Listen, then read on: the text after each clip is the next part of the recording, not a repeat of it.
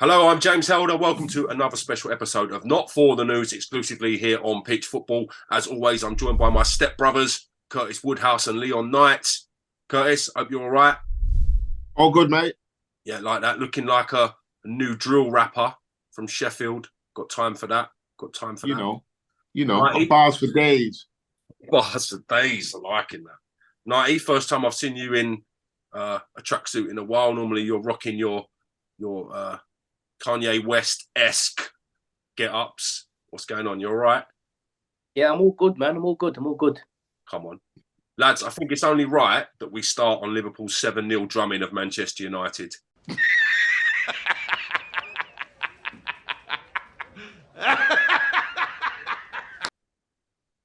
They're back. You were telling me last week they're back. Let's get a clip up, a little cut of Knighty and Woodshak telling me how good Man United are. Be very worried. Man United are back. They are back, mate. You know what? They don't need a takeover. Look how much money they're spending. What's gone on?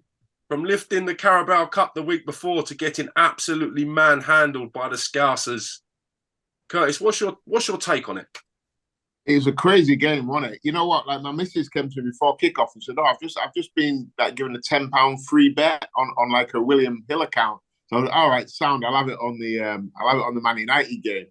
So I didn't even obviously check at what 7-0 would have been, but I'd have given anyone like 1,000,000 to 1. I put my £10 on 2-2 because I thought there'd be goals in it. Thought it'd be a tight game, but 7-0. And you know what? The way Man United fell apart was alarming. It was alarming.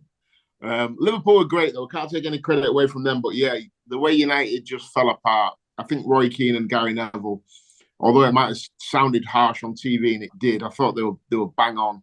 They went with a whimper. And the whole Bruno Fernandes thing. Yeah, I don't like it. I've never liked him, you know. I've never been a fan of Bruno Fernandes. I don't like his attitude. I don't like the way he kind of acts up all the time. He's one of them in training where if I was training against him every day, I reckon I'd be fighting him twice a week, or definitely like leaving tackles on him. He's just one of them annoying little creatures, isn't he? That's like always moaning about something. Can't stand him. And do you know what? Last week, do you know what? Coach Andy on our fan show, he's gone viral on TikTok on the Pitch Football. He went in on Fernandes about 18 months ago and got absolutely pelters. Let's get the clip up of Mystic Coach Andy. We finished second last year because of Liverpool's injuries and because Chelsea had Frank Lampard and they didn't get Tuchel to the end of the season. Already they're starting to run away from us. We've got major problems in that team. And for me, I know I'm going to get slated for this, but the problem is Bruno Fernandes. The reason why you have to play Fred and McTominay as the way they are, and the reason why they look so useless, is because Fernandes has no discipline whatsoever. Kind of echoing what you're saying, Woodhouse. I think like you say in life, you know, you find out about people when you're in difficult times. And Bruno has that thing about him where he acts up. When things are going against him, he acts up. And I don't like it. It just sends out a real bad message to everybody else. But listen, it wasn't his fault they got beat 7-0. But he's just annoyed me since the first day he got to the Premier League, to be honest. I don't like him. Nighty, what's your take on Liverpool's drumming of Manchester United? I mean, I watched the game in bits, and I think I went. My daughter called me for something, so I went into the kitchen, and I'm probably there for about 15 minutes. I came back, and it was like 3-0, and I was like, flipping out. Like, do you know what I mean? And I went away again. No lie, I went away again. And it was like 5-0. And I said, flipping hell. I actually sat down and I was watching the game. And I was just thinking, like Curtis is saying, like, they just pussyfooted out of it, didn't they? Y'all are bitches. You know what? Just quickly as well, you know who's getting away with absolute murder for the performance? It's Casemiro, who's had like loads of credit, but he was shocking on Sunday. Yeah. You know, his distribution was poor. Positionally, he was all over the place. And again, he downed tools. Liverpool just walking through the middle of the park, he downed tools. People have been talking about Casemiro as potentially one of the greatest to play in the Prem in that position. Yeah, well, this is the era that we're in. You have one or two good games, and it's, you know, we always go back to saying, oh, when I was playing, but that's the only thing like I can relate to. So when I was coming up and seeing players, you had to have like 3-4 good seasons, not games, seasons, for you to be even called like he's a good player, you know. He's a good player. Now they're calling you great and an elite Premier League player if you've had like 5-6 good games. I mean, they had this Martinez or the Butcher or whatever his name is at the back as some flipping monster, like nobody could get past him, and they just walked through him. I mean, Salah had him on the wing and had his knickers down beside his ankles. Yeah. He just took him apart. The Salah one was funny, man. Salah turned him into a meme. This is what I'm trying to say. Like, I know you can get the meme and doing like that with the guy from flipping off TikTok, but really, like, you've got all right. He's had a few good games. They've had a few good results. They've won the Carabao Cup and stuff and whatever. But you've got to continue. Like, you can't win the Carabao Cup and then the next week you get beat 7-0 in your biggest derby. It's bigger than the Manchester derby. The Northwest derby is bigger than the Manchester derby. Yeah? You can't get beat 7-0 by your main rivals. 90, we go on about it, and people that watch this regularly probably think them two are dinosaurs, but we go on about it all the time. We're going about different eras. How many of this Man United team get in the late 90s team? You know, the famous 4-4-2 team. Our survey said none. Let's simplify that. How does Casemiro rate to midfielders that Manchester United have had in the past? He doesn't. He's not in the conversation. He's not even in the picture. I'll tell you one thing. My old man told me a while ago. Real Madrid don't let people go unless they know they're finished. Now, that's not saying that you still can't be a good player. Because when I asked him, and I said, what you on about? He said, go and check it. It's true. And I said, so I went through it. I actually went through it because I like going against my old man because obviously he's got more experience and I like going against him and just, you know, testing his knowledge and stuff and whatever. And he said, they don't let go players unless they know the player's absolutely not on the wavelength of what they need to be performing at. Elite. Yeah? Only exception I can guess to that is Odegaard. I'm guessing. You can guess. But I'm guessing everyone makes one mistake though, don't they? No, that's not even a mistake. Because Odegaard's not proved anything yet. This is what I'm trying to say. Odegaard's not, what's he done really? He's having a good season. Now you're getting in the line of this era. Yeah, I hear that. 24 games. The Odegaard one's a good shout, you know, but you look at who Real Madrid have got in their team. Now he's not getting in that team. So they were probably, the hand was forced a little bit. But now he makes a great point. It's something I didn't even think about. Like, Real Madrid don't let players go, do they? They don't. No one leaves Real Madrid. Everyone joins Real Madrid from other clubs, all the big boys. No one leaves. And when you do leave, they're literally pushing you out the door. Yeah. You go to Villarreal or like a level down. And Man United are good. Well, they're not in the Champions League. They're a good level down at Man United. And I've been guilty of kind of getting carried away because my two boys are Man United fans. So all I hear is like, we're back, you know. So sometimes you hear it all the time. You start to believe it's true. But Sunday they got their bums slapped. And like you look at the team they've got, and we go back to when Man United were actually dominant. How many get in the team? Let's go. Can we go through it? We've got time to go through it? Got time for anything. Got time for anything for Sheffield's best drill rapper. Come on. So let's start with the goalkeeper over Schmeichel. Forget it. We're not having a conversation. No, Schmeichel wins right. it. The right back, Dalot versus Neville. It's not in the conversation, is it? No. Centre half, you've got Rio and Stam. Come on. Vidic. Nope. We're not even. And these are players that popped up on my radar the other day. I said an interview with Sir Alex Ferguson. He was on about his most underrated players. You know, one that he mentioned, I thought, wow, yeah, what a player he was. Ronnie Johnson. Yep. So, you know, the two centre halves have got now that they're absolutely raving about. Don't get in ahead of them three. No, I agree. And then on the left back, you've got Evra. Evra. Best.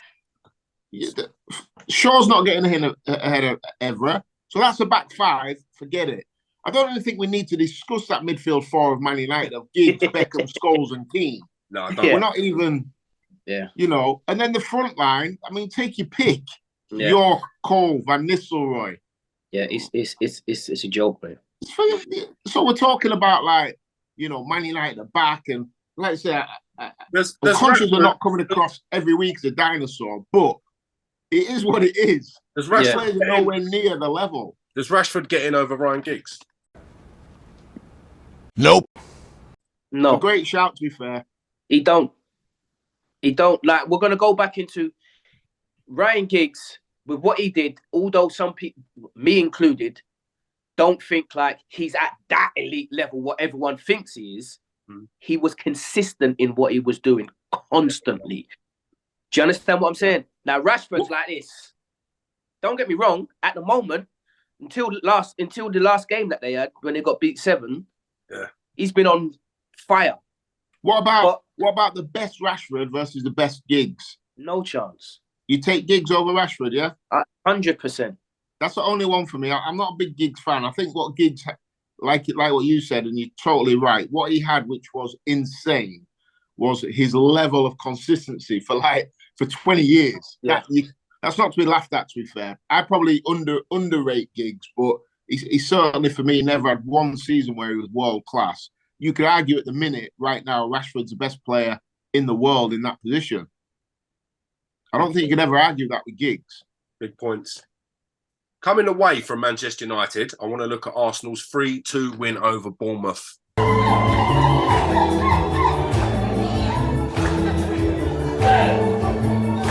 You've been dying to get onto this, haven't you? Dying to get onto it. I've been waiting. 2-0 down. Looked like it was all done and dusted. Arsenal have shown that winning mentality to claw it back. Winner in the final depths of the game. Big moment in terms of Arsenal's momentum. I'm going to go straight to Look at Knighty trying to hold it in. I'm going to go straight to Brother Knighty on this. Give me your take on it. You know what the worst thing is? I was kind of disappointed in it, to be fair. Don't get me wrong, I was elated and I was like happy that, do you know what I mean?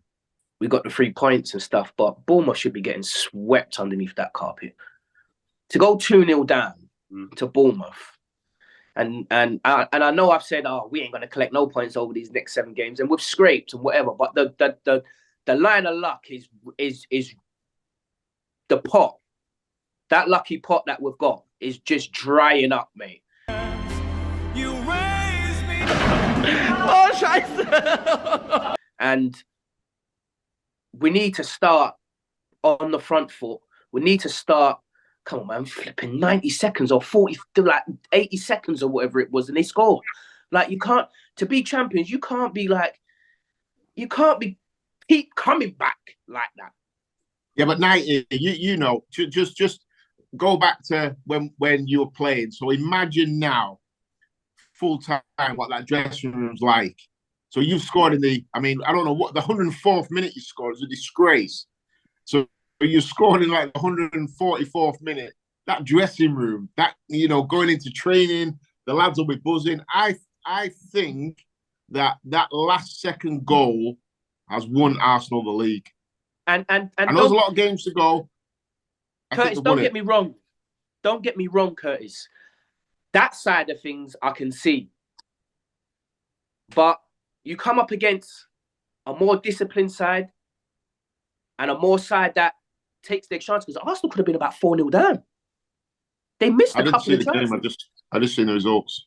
They missed it. I mean, they were hitting us on the break. They hit us on the break 2 or 3 times and got through. Gabriel was by himself in no man's land, trying to defend, trying to go to the ball, and there's 2 men behind him running. There's no other defenders. Yeah. There was one in the first half, and Ramsdale saved it. That would have been 2. I heard, I think Ramsdale made an unbelievable save on it. Would that have made it 3-1 or 2-0? Big moment. That would have made it 2-0, and then they scored after that to make it 2-0, but that would have made it 3-0. Do you understand what I'm saying? So you get a team that's more clinical, yeah, and you're fighting a hell of a battle. So I understand what Yeah, you're but saying. them big moments, Nighty, though, them big moments of, you know, being in, and you're right, it is Bournemouth, but them big moments. I'm just thinking there off the top of my head when Schmeichel saved the penalty off Bergkamp when United won the treble. You know, you look back at the end of the season and like, you might look at that Ramsdale save and like, wow, that was the moment, or that last minute goal. I look at when United were winning everything, and they always used to get them things. I don't think that's an accident, me. I think that's a mentality within the squad. Don't get me wrong. Sorry, mate. Sorry. Just let me finish for 1 sec. Like, I understand fully what you're saying, and I hope that does work for us within the changing room, and I hope it does give us a bit more solidarity, and I hope it does like do what it's meant to do. Everybody's elated. Everybody wants to get into the next game, but when the game starts, them sides shouldn't be coming to your home patch and scoring 2 goals. Because when we've got Liverpool in a few weeks' time, and when we've got City in a few weeks' time, and whatever, them chances are going to turn into 2, 3s, 4s, 5. They will tuck them away. And lately, we've been conceding a lot of stupid goals. Just tighten everything up. Yeah. I think I said a couple of weeks ago, didn't I? And you know what Arsenal are doing now? So Arsenal are actually thinking, oh shit, we could maybe win this, you know. And all of a sudden, that little bit of external pressure comes on, doesn't it? Whereas a few months ago, Arsenal were just playing, oh yeah, we're playing well, we're good, We're now in March. We're now in March, and Arsenal are like, oh shit, there's not many games left, you know. Bruv, the hair on the back of my neck was just tickling. When I saw when Nielsen brung that ball down, I knew the ball was in. Because there was nothing else he could do. What are you going to do? Bring it down and try and pass or whatever. You're in the last seconds, bro. I want Arsenal to win it. I want to appreciate Arteta's decision to bring Reece Nelson into the game. He bought on Smith Rowe, then took him off. Yeah. Very brave. Oh, really? Yeah. Very brave in the way he went on. And the Reece Nelson thing, he's someone that Arsenal fans have been crying out to get minutes to, if possible, when he's fit. And he's come on, took his chance, got an assist, got the goal, really kept Arsenal in the title race. So what's happened to Reece Nelson? What tactical nous Arteta's got and the belief he's got in the squad. What's happened to Reece Nelson? Like he was a one a few years. I remember his name was like everywhere. Yeah, first of all, I wanna just like salute Reece Nelson because you done it for us. I ain't gonna lie. You came on and you know you played your part, and that's all you need from a squad, from players in the squad. You need players to play their part. When they get minutes, don't need them to cry when they're on the bench and they feel like they need minutes or they want minutes or they deserve minutes or whatever. It's all one thing. When you come on, play your part, and he played his part. So I've got to salute him 100%. Like James said, an assist and a goal, and you know, it's not really much more you can ask of you forward. But Smith Rowe, get him out of there. I'm not having him. What's happened to him? I don't know. I don't know, Curtis, to be honest, but it looks like he's a bit injury prone. It looks like. He looks like he's a bit fragile. Like any knock he gets, he's flipping out for this amount and that amount and whatever. And it looks like he needs I say get him out, it's a bit overreacting, but like I think next season's his big one. He needs a good preseason, injury-free, and then he needs to come back and he needs to show what he can do because he's right now, he can't get in that side. Do you know who I'd get rid of? I'd get rid of the Arsenal bloody physios. They do a terrible job, okay? I'm not having it. Like, for years, Arsenal have been plagued with injuries. If you look at the amount of players that haven't recaptured full fitness at Arsenal after knocks, whether they're brought back too early, whether the rehabilitation is not right, I'm talking the club has lost millions on millions. Like, yeah, Arsenal players do tend to get a lot of injuries, I guess, but maybe you should look at how they're treated. Look at the likes of Diaby. Look at the likes of Wilshere. Them two players alone would have stood Arsenal in for £70 million if they were managed properly. Wilshere wouldn't have done nothing. Wilshere would have done. Disagree. And to say you're blaming it on the physios is a bit harsh as well, to be fair. I don't think it is. I think you need to look at the track record of players that Arsenal have lost. And look at the track record of, like, it could be the player, it could be the players' bodies. But why are Arsenal got such a high percentage of players that get knocked that don't recapture form in terms we've got Wilshere and Diaby or whatever his name is, and look, like, what can you do really? There's a lot more. They're just the two that come to mind. Like who? Well, I'm trying to think of a few more. They're just examples that came to my head. From you have to think like that. There isn't much more. So you're pissed off about them two players, yeah? But them two players might have been crooks. It just worries me where we see ASR coming back from injury and then getting constant knocks. Just worries me. He didn't look fragile before. He didn't look injury prone before. Yeah, but I think the problem is Alex. He's had a few knocks in a short space of time and never really had the proper time to recover and gone game. He's been chucked in. This night he's right. He looks like he's desperate. Yeah, but a physio can't mend you unless your body wants to mend itself. So, like Curtis is saying, if you get a knock, you come back and within 2 games you get another knock again. That's not the physio's fault. I think a bigger problem is probably because Arsenal haven't had the strength in depth. They've maybe had to rush players back, where the bigger, better teams have always got, like Man City. You never see Man City with injury problems, do you? No one in the Man City squad plays more than 26 games a season. They just rotate, And I think Arsenal, once they get into the Champions League, hopefully win the league and grow the club, I think they'll probably look to buy 4, 5, 6 players that'll strengthen the squad. But I think Emile Smith Rowe's in a real difficult spot at the moment because the team and club are moving quickly without him. Bro, they moved. They've moved. Yeah. He could end up at Everton if he don't wake up. They've moved already. Like, the thing I don't understand about Arsenal fans is they fall in love with these players too much. Yeah? Too quickly as well. Do you understand what I'm saying? Now, if you what are you going to do about the song? No, right, fuck the song. Yeah? If you're falling in love with players like Ian Wright, who's done it season after season after season after season, all of a sudden they're talking about Smith Rowe like he's some, like, I'm just now saying to myself, okay, then Saka. Because he's performing continuously. He's scoring goals. He has been very vocal about Saka in the past. He won at the level, this and that. But this year, Knighty has become a bit of a believer. I'm not going to lie. I think I'm on the same page as Knighty, and I've been the same over Saka. I'm the first to give props to people once they earn it, though. We can't just be saying like this guy's world class. No, man, you can't do that, bro. And this Saka this season. This is the thing that Arsenal fans annoy me with. 2 good games, Starboy, this, that. And I'm just thinking to myself, flipping hell.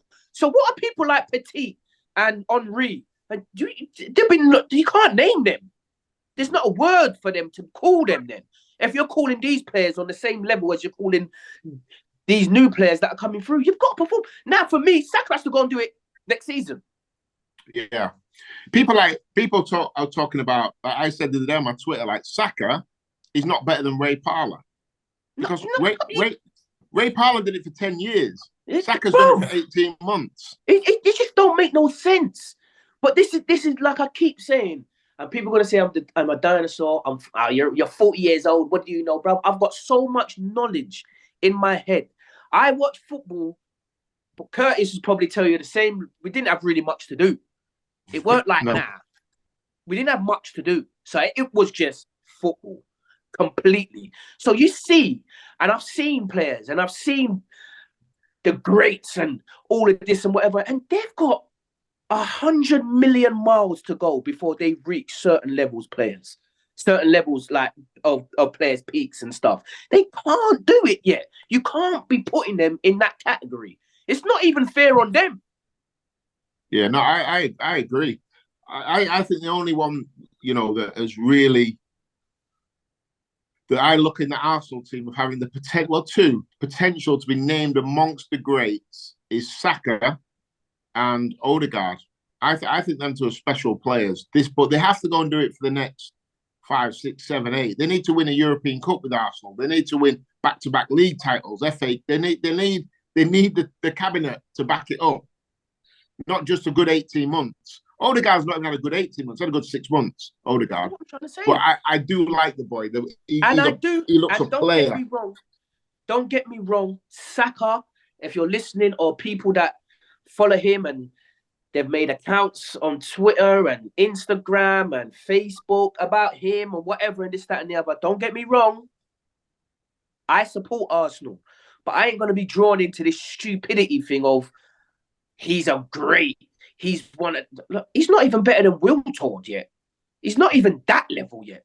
If Arsenal win the league, Knighty's got to change his profile picture to Saka. This is bullshit. No, not even. No, but okay, you won the league.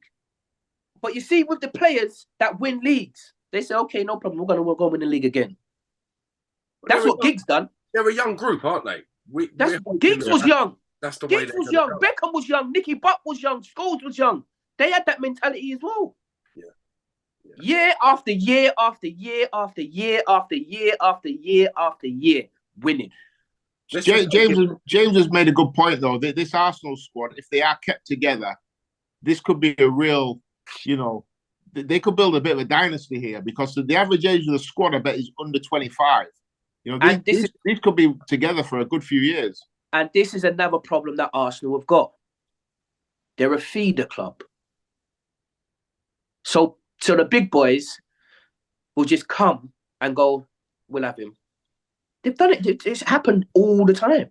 Who do you think, when you say feeder club, who are you talking about? What other clubs would come and take, say, Saka? Well, Real will come and take Saka. But I think Real can come and take anyone's player in the Premier League. Would Saka go to Manchester United or Manchester City anymore? Saka will go back. I think Saka will go Man City. Saka will go City? 100%. See, that's a problem for Arsenal. If Arsenal are going to lose Odegaard and Saka to teams like City, Liverpool, Man United, or even Newcastle in the future, then that's a problem. If they lose them to Real Madrid and Barcelona, I just think that's life. I think the next do you know the only way you don't Prem teams? Yeah. Do you know the only way they stop losing their players is when they start winning European trophies. I think the next 12 games will have a lot to say on that factor. If they go into out of this season as champions with this group, and they add one or two right players in, the sky could be the limit for this team. I think it all falls down to no one leaves. Games. No one leaves. No one leaves if they win the league. No one leaves if they win the league. They just just come in to strengthen the squad. That's exactly what I'm getting at. 11 wins, 1 draw. I think Arsenal need. I still think Arsenal need a striker. I don't think Jesus is all that. I think they need a number 9. Don't get me wrong. I've said this as well. Yeah. I've said Jesus, great for building up the play, keeping the play moving and the flow. And don't get me wrong, he'll tuck his goals and this and that, but he's not the clinical man up there. No, he's not. He's not the one. And Arsenal have had over the years clinical. Would you get the Donny from Napoli? Osherman? Yeah. No, I wouldn't. You wouldn't? I'd bring back Balogun. Florian Balogun has scored more goals than Mbappe and Messi in the French league on this season. I would bring Balogun back and let him have a run in the side. That's what I would do. That's my thinking process to it. I don't think Arsenal are there. I think Arsenal if Arsenal go and win the league, they can't just bring Balogun back. They need to make a statement. They need to go and get Casado from Brighton. They need. that midfielder. I think Arsenal need to go sign 3 big players and say, hey, we're back. We're in the game. But that's fine. Casado ain't come. He just signed a new contract at Brighton, didn't he? Listen, yeah, but I bet it's got a buyout clause in it, or he's got an agreement. Yeah, but 100 million, yeah. Yeah. But how old is he? 22, 23? Yeah. I don't think that's a bad 100 million. I'd rather spend 100 million on him than 100 million on Declan Rice. Yeah, but Declan Rice ain't down for 100 million. You can probably get Declan Rice for about 75, 80. You think? Yeah. Or we can go out and actually find our own players. Actually go and find someone. Yeah, but you need proven players. You need players that's going to land on their feet when the season starts. You don't need this, we need time to whatever and this, that, and the other. So if you're going for like Casado or Declan Rice or whatever, they know the pace of the flipping game already. In that most important place on the field, in mid-centre and midfield, they know the pace.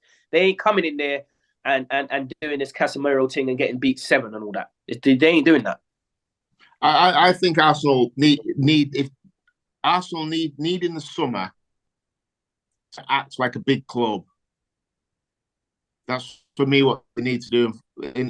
By that I mean they're going by a top centre forward and they're going by a top central midfielder. Pep had it right regarding Jesus. Jesus is a great squad player. Can play anywhere across that front 3. You know, works his socks off. He's never going to get you 30 league goals. Arsenal need that killer, I think, down the middle. I'm really surprised but Curtis, hire a Balogun, man. If you see what Balogun's doing this season, potentially a Muhammad Ali for women's boxing. Shut up, you cunt! Yeah, but that's in that league there.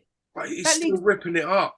That league's dead. If you look at the praise Mbappe gets, bruv, Lacazette was doing that. Pepe was doing that. Balogun is killing it, lads. Pepe was doing that. Lacazette. You go out on loan and you smash it, and other teams are trying to sign you for 50 mil. It's like you can't hear me. You've got to get a chance. It's like you can't hear me. No, because he deserves it. We tried that. We got Lacazette in. Dead food. We got Pepe. Pepe was destroying the league. Dead food. Yeah, I agree. If he's in the French league, he's playing. Yeah, in the French league. Who knows how good that is? Probably not as good as our championship. This is what I'm trying to say. It's just physical over there. Man, they're just kicking you down. That's all it is. Yeah, for me, Arsenal needs to start acting like a big club. Go and get someone. Curtis, this is the thing. 20 years ago, you'd be able to name about 7, 8, 9, 10 players off the top of your head. Name me 5 now that Arsenal could go get. That's going to say, that's going to tuck you 30 goals in a season because you ain't getting Haaland. Yeah, you ain't getting Kane. Yeah, so after them two, you tell me who's tucking 30 goals in a season. Tell me. Well, I was thinking then, and I can't. You don't if and outside of that, I have no idea, and that's quite scary, isn't it? I'll give you an idea. Balogun. You know who'd be good for Arsenal? I think Arsenal needs somebody like a Didier Drogba, that type of focal number 9. What about Ivan Toney? Not for me. Yeah, but is he getting this? This is what I'm trying to say. He's not a proven elite goal scorer. I like Toney. I'm a big fan of his. I think he's great, but I don't think he's what Arsenal need. No. Well, Balogun or whatever his name is, we don't need him either. He can stay where he is. I can't wait for Balogun to come back and rip it up. Just to get this clip from Brother 90. It's going to be... I'll tell you he's a player as well. I tell you, I watched the other day who's like a player, gone under the radar, really, and he shouldn't do. Guys just won the World Cup. That McAllister at Brighton, central midfielder. Big point. Mate, he is a player. I'm surprised there's not been more interest in McAllister.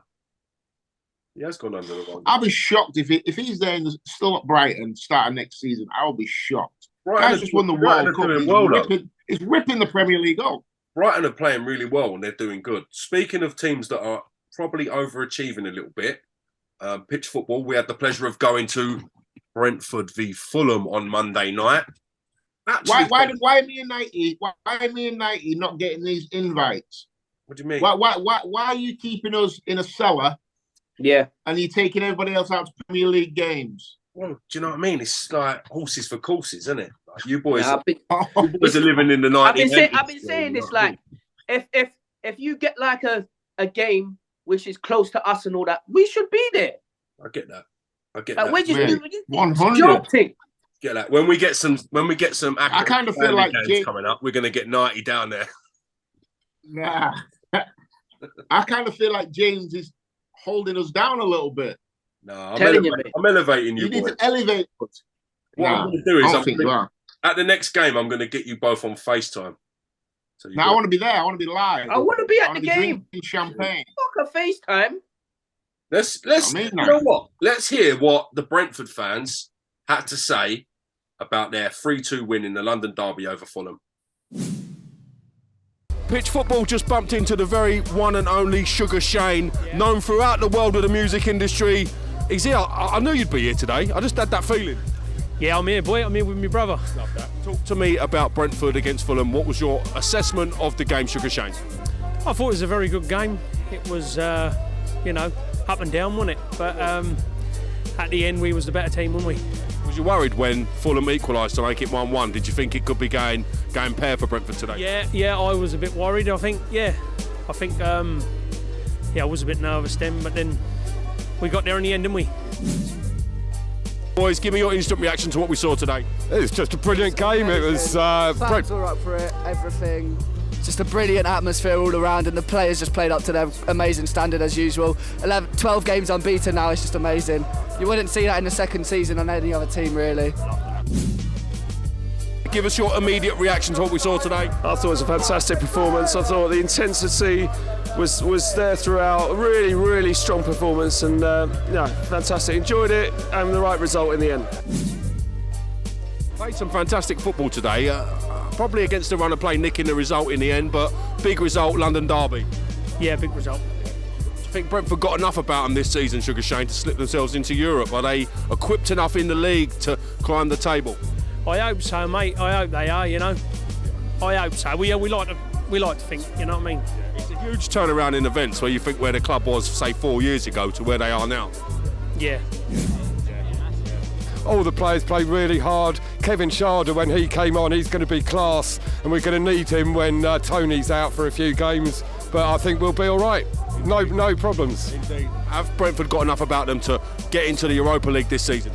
This season might be pushing it, but I don't see any reason why not. We're getting the results. We're beating the tough teams, and we're getting results now against the smaller teams, which was something that we didn't do so much last year. So yeah, no reason why not. You look absolutely buzzing with the win. It must have been a great feeling. Absolutely. It's always brilliant when you beat the River Rats, isn't it? What would you like to see as long-term goals for Brentford? It's your second season in the Prem. How long do you think they can build till you see them challenging for the Europa League, like we mentioned? Well, there's no reason why we can't challenge this year or next year.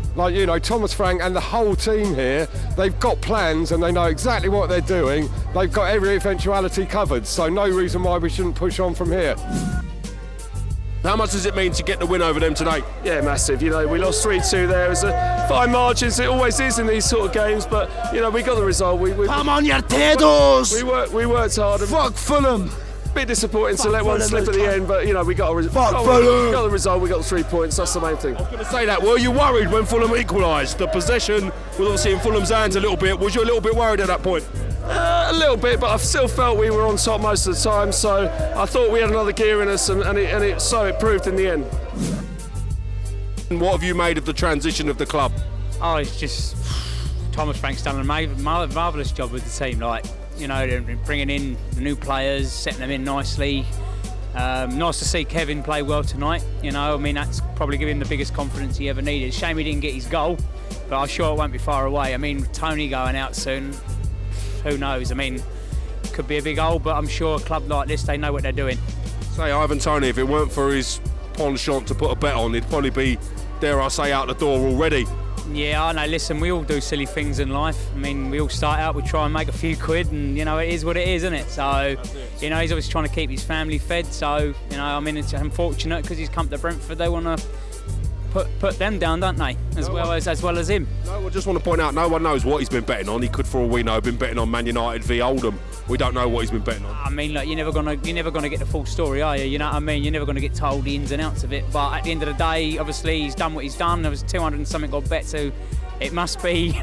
he must have placed some serious bets on himself or whatever it may be. But listen, he's a great player, and let's hope he stays. Is it a worry regarding Ivan Toney and the gambling thing? 200 alleged bets placed. We don't know what they're on, but is it a worry with the speculation regarding Toney? No, I don't think so. You know, he's done what he's done. He's put his hands up. We'll take whatever punishment's dished out. I think we've proved that we're not a one-trick Tony pony. Do you know what I mean? Like, we've got it. Talk to me about the Brentford manager, Thomas Frank. How pleased are you with the job that he's doing with the club? Fantastic. You know, he talks about alignment and everyone's on the same page, and you can see it there on the pitch. You know, everyone's working for each other, and it was demonstrated. Rico Henry, he was 10 yards behind his man. He still outran him and won the ball at the end there. Fantastic. You know, really, really strong work ethic, and it's right throughout the club. It's not just on the pitch. Can you pinch yourself when you think where Brentford were 4 or 5 years ago to where they are now? Not really, to be honest. I mean, we were just happy to get out of League One. You know, it had been a long time coming. We held our own in the Championship. We were knocking on the door for a few seasons. And then, you know, now we're holding our own in the Premier League and we're knocking on the door in Europe. It's wonderful. 1, 2, 3, 4, Fulham get battered everywhere they go. Fulham get battered everywhere they go. Everywhere they go. 1, 2, 3, 4, Fulham get battered everywhere they go. Fulham get battered everywhere they go. Everywhere they go. That's what I mean. They're excited, aren't they, the Brentford lot? They're an excitable lot. Seem like they're enjoying it. I love it when I see the fans going mad like that. Don't know about you boys, but it gives me that feel-good factor. How do we... Go on, mate. Listen, I've got I played Brentford a few times and scored every single time. We scored 2 against them all the time. And to see where they was then, League One, League Two, and whatever, and blah, blah, blah, and this, that, and the other, to where they are now is you just got to take your hat off and just say, you know what? You lot have done brilliant, mate. New stadium, everything. You would have never have thought. It was a shitty old ground as well. Yeah. Horrible. Nice pitch and whatever. But, as an away team to come to that ground and whatever, it was a bit, do you know what I mean? But I used to do well against them all the time, and I would have never believed that they would have been where they are now. It's just like Brighton, to be fair. Yeah. I was at Brighton. You would have never believed that they would have been right now, and they are literally doing. They carry on the way they're going on. They're going to be like in Europe. Yeah. You know what? I think Brentford are maybe pound for pound probably the best team in the league. With budget and everything. They'll be obviously. I bet they're not far away from Brighton, but also as well the football they play. I love watching Brentford play. My favourite 2 teams are probably Brentford and Brighton to watch. Brighton are ridiculous to watch. They play like total football. What the fuck? And Brentford are a different type of team. They play 3-5-2. They play attacking, but they play direct. They get it into the front. They have combination play with their front 2. Brentford are a great team to watch. Brentford are probably as old school a team as kind of back in the 90s, where they don't have 45 passes in their own half. Get it in the box. Front 2, they have great movement. Wing backs are high. Yeah, I like watching both them teams play. The manager has done an unbelievable job at Brentford. The biggest job they're going to have is keeping hold of him. I'm glad you mentioned that. Thomas Frank seems to be a great, great character, a great inspiration, and he's getting things right, isn't he? Stop. Go on.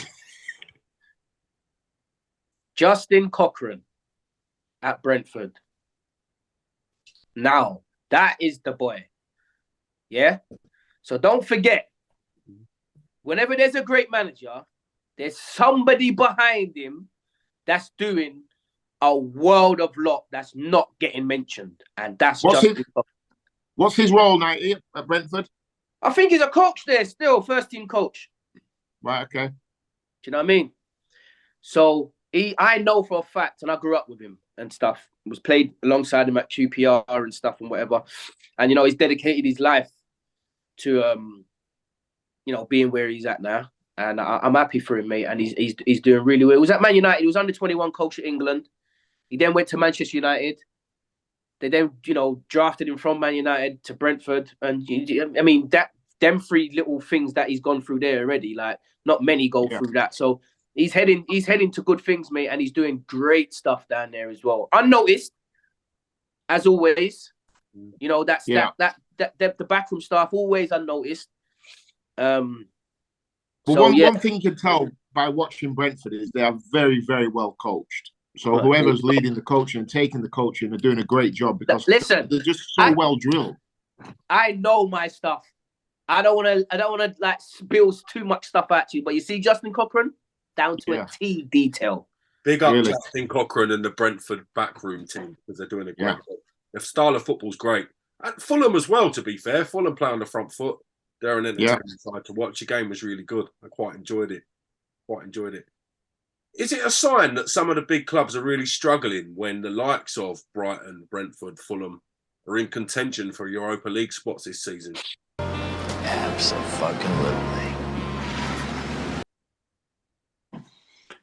I think the gap has definitely shortened between the good teams and the not so bigger teams. And I would probably say I think they're all not very good.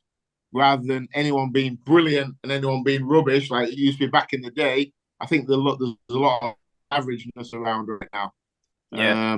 So they're all they're all in the mixing pot. There's not a massive divide like there used to be. And also as well, I think that comes from, there's no teams in the Premier League now that have got miles more money than anyone else. They've all got money. Every team in the Premier League can go and buy someone for 60, 70 million if they wanted. Every team. That's not always been the case. Yeah, big points. The TV money's gone a long way to evening it up, hasn't it? And that's what you want. Do you know what I mean? That's what we want. We always say that this league's the best league in the world and blah blah blah. And then you got City or back in the day Man United or whatever running away with it every single year and this, that, and the other. And it just got boring in the end. So now it's in the mix and Arsenal mixing it up and Newcastle was there for a little bit and City is still chomping at the bit and Man United up until the other day was saying, they're going to just surge on a title race even though they're flipping 10 points off the flipping gap. But you know them already. They love flipping, chirping up. But yeah, it's good. It's good. You can go to Brighton and get spun over. Yeah. I think, me and Nike were always the first ones to criticise regarding the standard of player that there is around today than what they used to be back in the day. And we've kind of made our points for that. We've backed it up with facts and evidence. One thing I will say is on a completely different level to when I was playing was the level of coaching and the level of management. We're talking about a completely different level now from what it used to be back in our day. And that was definitely brought on, to watch it. You're kind of watching our team set up and it's really, really interesting to watch as a fan now.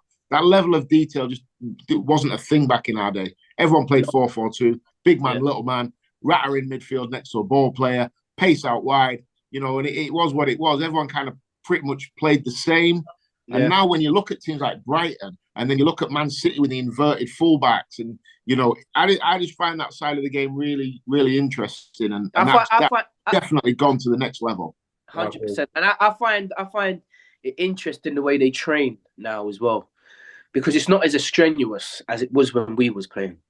No. Do you know what I mean? When we was playing, we'll do a flipping bleep test on a Monday and having to flipping play on a flipping Saturday, in on a Sunday, probably if you lost, in on a Sunday, got a game on a Tuesday again. Now they understand that the body can't do that. They understand what the body needs. They understand that you need time off. They understand that some days you might just be relaxing in a spa or having whatever. That hardly ever happened. I think with the sports science now, innit, that's in the game. This is what I'm trying to say. Like, I know they take, I know, for instance, they take like players' bloods and this, that, not just for drugs or whatever, just to see what's going on, that you've got no underlying anything that's going on, or you can perform to your best of your body that can perform every damn thing. Like Curtis is saying, it's just completely different, and it brings the flipping best out of the players. And this is why we're getting, you know, Arsenal going to Everton sometimes and just get a guy and getting spun over. Man City going to Forest. And do you know what I mean? They're all specimens now. You know, back in our day, we had a fatty now and again in our team. And do you know what I mean? Yeah. It worked. It's not like that now. You can't find a fat geezer now. And you know what I'll say on that? You know, I had this discussion the other day. So I retired at 26. So at 26 years of age, I played over 400 games. This is what I'm trying to say. If I'd have played till 36, probably played over 1,000 games. But I can honestly admit, by 24, 25, I felt like my legs had gone. Yeah. Because we're playing Saturday, Tuesday, relentlessly. I played most of my career like in the Championship, which is Saturday, Tuesday, relentlessly. And like you said, training would be like a million miles an hour, you know. And I honestly, towards I talk about the end of my career, but really I should have been coming into my physical prime. And I felt like my legs are gone. You're still in Knightsbridge, son. And I mean, I weren't on that, what you're talking about, but you played in midfield where it was box to box. So it must have just been relentless. Yeah. And I mean, no passing, not no build-up play, really. No, build-up play. You're having midfield, you just ran. No, but listen, mate. I was kind of lucky that I played up top, and it was just like the ball over the top. So the most I had to go was like 25 yards to run in on goal, or you know, work the channels or whatever, and this, that, and the other. But you know, obviously the pitch is only so big. But you lot in the centre of midfield, Jesus Christ, and like wingers and stuff that had to get back for their left back or whatever, their legs must have just been absolutely fried. Because like Curtis is saying, is the most it wasn't even the games, I don't think. Do you know what I mean? It was training, bro. Yeah. Jesus. Train how you play was always kind of a thing in our day, wasn't it? Train how you play. Yeah. And if you didn't, like the manager, like you'll have if he had a bit of balls about him and a bit of pull within the club and like a bit of a reputation and he's done well within the club, he will fucking drop you. Yeah. Yeah. It's crazy, really. I was thinking about it the other day. You know, I suppose everybody in every sport has a lifespan, don't they? And I always say it with boxing. So boxing, I explain to the kids who, as soon as they come into the gym, all they want to do is spar. And they want to spar every single day. And I explain to them, you know, when you start boxing or you start any sport, like when you're playing a computer game, you have a life bar on the top, don't you? Yeah. When you play them shoot 'em ups, you have a life bar. Yeah. Every time you get shot, a little bit comes off your life. And it comes off. And I explain it to young kids that are boxing. Every time you're getting hit in the head, your life bar on your computer game is going down. Yeah. By the time you get to 24, 25, and if you want to turn professional, you might not have anything left. Yeah. My job as a coach now for you as a kid is to preserve you. Yeah. You're not sparring every single day. Spar once a week, if that. And if you haven't got a fight coming up, you're not sparring once a week either. Yeah. So, you know, and I see it with football. Players play so much at a young age. Your body can only take so much. And then a lot of them get to 21, 22, 23. Half their life bar's gone. Yeah. They're cooked. Yeah. And I think that maybe happened a lot with players of our generation. You know, we played as a young kid all the time. Play. Then you get into it, you're playing Saturday, Tuesday, you're training your nuts off every day. Because if you don't train hard, you get called big time. After that big time. So you're hammering your body. And then I felt I got to the point where, like, probably at 23, 24, I'm like, I've gone here. Emotionally, I'd gone. And physically, my body, my legs, I felt like I had no power in my legs anymore. I think that was crazy feeling. Do you think that was compelled by the lifestyle that you lived? Not just you, but footballers at that time, where they weren't science. They were going out drinking, smoking, nightclubbing, eating what they want, fry-ups in the morning. Had you have lived the way Saka lives, do you think that your legs may have been different at that point, or do you think? Yeah, it's a good point. The lifestyle wouldn't have helped. Yeah, absolutely. It's a good point. No, don't get me wrong. The lifestyle wouldn't have helped, but I've seen Carl Walker doing a madness this afternoon on the net. in a bar or whatever, and these players drink. Yeah. But you just don't see it. No, I hear that. Yeah, you don't see. You see it every once in a while. Like for instance, you see Pickford up drinking when we got knocked out of the Euros and whatever, and he had a great Euros. Fair play to him. Don't get me wrong. I'm not saying you can't have a booze up or whatever and this, that, and the other, and blah blah blah. But it's just that you don't see certain stuff now. The players hide it. It's not like our day. We'll go fuck this. We'll go in the boozer. We'll barge past everybody in the club. Yeah, and we'll go into the club. We'll go into the bar. We'll go, man, and everybody knows you're there. Now it's a sneaky thing. You're coming through the back door. They're more subtle, aren't they? They're more subtle about things because you're in a secluded area with just like your friends and a few other people that they're your girls or whatever, and this, that, and the other, blah blah blah. It's a lot of hiding because there's a lot on the line now. You know what I will say about Kyle Walker, and he might be a bit of an exception because he seems to play week in, week out for Man City. But say Phil Foden, for example, a young player coming through. So how many seasons he's been at Man City since his whole career? I bet Phil Foden, in his career, so far, has never started 30 games a season. Never. In all the years he's been playing. And I bet that's the same for a lot of the top players at the top clubs. I bet none of them, especially Man City, but none of them start 30 games a season. But they would have done for the youth teams coming through. They would have played every week. Yeah, but then they get preserved, don't they? Like I said, you've got a life bar. So do you want to play to 35 or do you want to be playing until you're 24 and be done? Yeah. And I think part of good coaching and good management is preserving that life bar. Yeah. Makes a lot of sense. Makes a lot of sense. On that note, gentlemen, I'm going to preserve my bloody life bar. Killing off my phone. I'm gonna have a bottle of wine, so I'm about to dissolve mine a little bit more. Honestly, you look like you're just about to do a PA. You know what? I'm in a good mood today, boys. Our dog has been really ill the last couple of days. Thought we were going to lose her yesterday. Yeah, spoke to the vets this morning, and I think she's coming home today. Come on. Well, listen. Mate, I didn't realize how much I loved that dog until it started to get ill.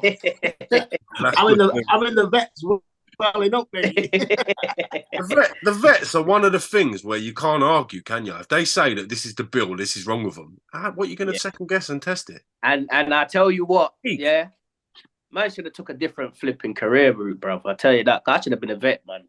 Yeah. Hey, what about this one though? So yesterday we got the bill. The bill's a disgrace, you know, mate. Honestly, so the bill's a joke, but the dog is insured, but you have to pay out first, and then you can get the insurance back at a later date. So however long that'll take, I don't know. So I'm thinking I might have to make a comeback here, a bare knuckle fight or something. So all in all, the bill's like about $3,000. So I'm like $3,000. And, you know, what Charlotte said to me, "You've spent more in strip clubs now. Just get it paid." She's got a point. He's not wrong. Yeah, he's not wrong, bro. My daughter looked at me utter disgust. Behind every good man is a strong woman. God bless Mrs. Woodshack. Yeah, well. I've got to say. All right. Well, listen. I'm glad your dog's on the mend. Thank you. Get sick. That's one thing about being with your girl a long time, innit? Yeah. They come back and bring up old shit, bro. My girl always does it, bro. Honestly, flipping no. Honestly, she does it consistently. And now the kids are growing up and they're understanding a bit more and all that. When she drops the little liners, and I'm thinking, like, honestly, like my stepdaughter was talking about like our lads and all that the other day. Like she's 14 now, innit? And she's flipping lads are like flipping out, like, do you know what I mean? And they're on her phone and they're on her Snapchat and this, that, and the other. And the missus would drop a line like, "Yeah, just take his advice," because he knows what it's like. He knows what it's like being them boys and how they just want to get their willy wet and wear this, that, and the other. And I'm thinking to myself, she's looking at me like, I'm thinking to myself, honestly. My wife says to me that God gave me a daughter as kind of like a payback. Well, I've got three and a stepdaughter, mate. So I know what he's talking about. I know what she's talking about when she says that, mate. Trust me. Well, can you imagine when she's going to bring her first boyfriend home and Nighty's sitting there? Like, not good, is it? Life's hard as it is. I tell you one thing though, yeah. I'm gonna grill him. Oh, you got to. You got to. That's your job, isn't it? No, I'm gonna grill it. Like people say, like I know people say it, and then when it comes down to it, they're like, "Oh, hello." He's coming in the back room with me. Yeah. No, and he's gonna know I'm not playing around. I mean, I'm not gonna be pussyfooting around him or whatever. I'm just gonna say, listen, it's been my responsibility for the last God knows how long for her. Now I'm giving you a little piece of this responsibility. Don't fuck up the responsibility, bro, because I'll fuck you up. Simple as that. It's just gonna go as simple as that. It ain't gonna be nothing more, nothing less. So we'll see how serious he's gonna take me. And I know this time with my stepdaughter's coming very, very soon. Yeah. You need to know, I think, as a parent, that the guy that she's out with can look after her like you've looked after her. I suppose, don't you? That's all I want is, your daughter to kind of be with someone who's gonna. I mean, I sound like an old man here, and I might get cancelled for it, but protect and provide. I always think that's a man's job. As you can see, the more you fuck around, the more you're going to find out. How would you handle it? How would you handle it if your daughter come back with someone that was just about that life? But I think if that happens, somewhere along the line, you've done something wrong. I know for a fact my daughter won't bring back no roadman to my house. Yeah, because that's just not how she's been brought up. How would you handle that, Nighty, if your daughter or stepdaughter fell in love with someone from the wrong side of the tracks? Well, what I'm trying to say is, he's gonna know that when he's with my daughter. In fact, my daughter ain't bringing back that. She ain't bringing back that because she knows my dad's just gonna be on one, and it's just not even gonna be worth the hassle. So she knows just to drop that out. That ain't even gonna be an issue. Like I keep telling her now, the boys that are playing up in like my stepdaughter, she's 14. The boys that are playing up on all the hard nuts now, they'll end up on the dole and jabbing and fucking smoking and this, that, and the other. You see, the kids that are in there that are studying, they'll be the roofers. They'll be the ones with companies. They'll be the ones who've been labourers and doing well in life as things gets along. So don't get sucked into that shitty little life that they're doing now. Oh, we're gonna fight him and they're the pricks, mate. But they don't seem to grasp that yet. They think these little so-called ballied up roadmen and what they're running around and the hard nuts, but they're gonna have nothing. Nothing. Preach to them, Nighty. Preach to them. Nothing. I keep telling her this. I suppose part of being a kid is not finding out yourself a little bit, but they've got to walk their own path, I suppose, haven't they? And we've just got. Curtis, my missus says that, and I say to my missus, no. If they listen, they don't have to make mistakes. I live in a really, really posh area. There ain't any of them people around here. Well, I live in a nice area. But if you step 20 minutes outside, of course. All big cities are like that. All big cities are like that, aren't they? You've got your nice suburbs, 20 minutes either way, you can end up anywhere. But listen, gentlemen, I do listen to your worldly father advice. I was trying to get Nighty ranting a little bit then, but he didn't quite take it. How's your boy doing with his football, James? Yeah, he's doing really well, thanks, Curtis. He's training hard. They got Bournemouth on Sunday, so that'll be a good test for him. They beat Cambridge 4-0 on Sunday gone. Yeah, he's doing well. He's enjoying it. Just got to enjoy the process, ain't you? Do you know what I mean? That's the main thing. Enjoy it, mate. Enjoy the process. Like, it's weird, because no one gives you a manual on how to be a football dad. No. I can imagine it's hard. Yeah, it's just next thing you know, you're like, my boy trains 5 nights a week. So it's a big commitment, the old academy, on the parents, isn't it? Like, no one tells you massive. It's been like that. It's been like that forever, though. Because my old man used to jump all up and down the country, mate. So when you realise it and you're doing it, you're like, bloody hell. Yeah, district, club football, Sunday league football, like everything is just mental, bro. What I will say on that, James, is that I lost my dad a few years back, and when I every now and again my dad comes into my mind, and I always remember like the best times I have my dad. We're always traveling to games in the car, with the map. We're trying to find out where you're at and all them things, because there's just me and him in the car for a few hours, and your dad's like spitting knowledge to you, and you're having them little chats with me. You don't at the time it's nothing, but now as a 42-year-old man, I look back and think, God, what would I give for one more journey? You know, where we're arguing all the way about which way it is and da-da-da-da. But that's at the time as well, Curtis, you're thinking like, you know, if you've had like a shit game or whatever, and he's flipping grilling you, and you're thinking, just tell me, bro, like, yo. Or even if you've had a good game and he ain't even seen, like my dad, if I had a good game, he wouldn't even. I think my dad gave me my first praise about 6 months ago. Really? Yeah, about 6 months ago, and you know what he said? 90. I said, yeah. He said, I love the way that you've just been yourself your whole life. I said, wow. Does your dad call you 90? Yeah. That's brilliant. I like that. I love that. I've got time for that. Has your dad ever told you that? Does your dad tell you he loves you and things like that? No.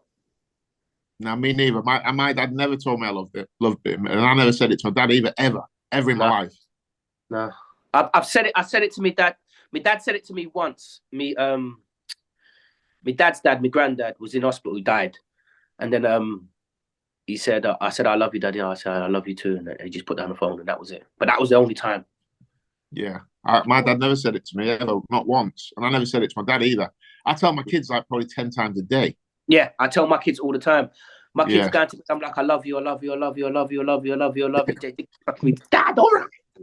Why do you think that is? Why do you think it's because we never said it, it's something we regret, so we make sure we say it, or do you think it's just different time, different generation? Yeah, I think yeah, they're a lot harder. They was brought up a lot harder than us, Curtis, where they thought if you show too much weakness and love was a kind of weak kind of mentality, like, do you know what I mean? Yeah. It will kind of stem off on you. So, you know what I mean, maybe I might just call my dad and tell him I love him, but he's just probably say, what is? No, but he'll say, yeah, but what it is? Did you see what was going on the news the other day? Like, he will power it off, like, do you know what I mean? He'll find it hard to take it in, but deep down when he puts the phone down, I bet it's like, yeah, that touched him. I know. Do it, man, do it. When we finish, from ring your dad up, say, Dad, I love you. I just wanted to thank you for everything you've done. He'll be like, thanks, Nighty. Yeah. He'll be like, yeah, Nighty. No, man, come on, bro. You get me? Like, I'm like, Nighty, don't worry about that. That was my job. That's what he would do. That's a good way to. Yeah, that's good. It's nice. Yeah, I'd love to have that opportunity again, mate. Yeah, lovely way to look at things. All right, gentlemen. Only left to thank you both for your time today. As always, you can watch this show exclusively on Pitch Football. If you're on our YouTube channel, please check out our free app at Pitch Footy for all the latest fan giveaways, competitions, news, interviews, you name it. We've got it. Get involved in the app. I'm always on there having a little peruse about what's going on.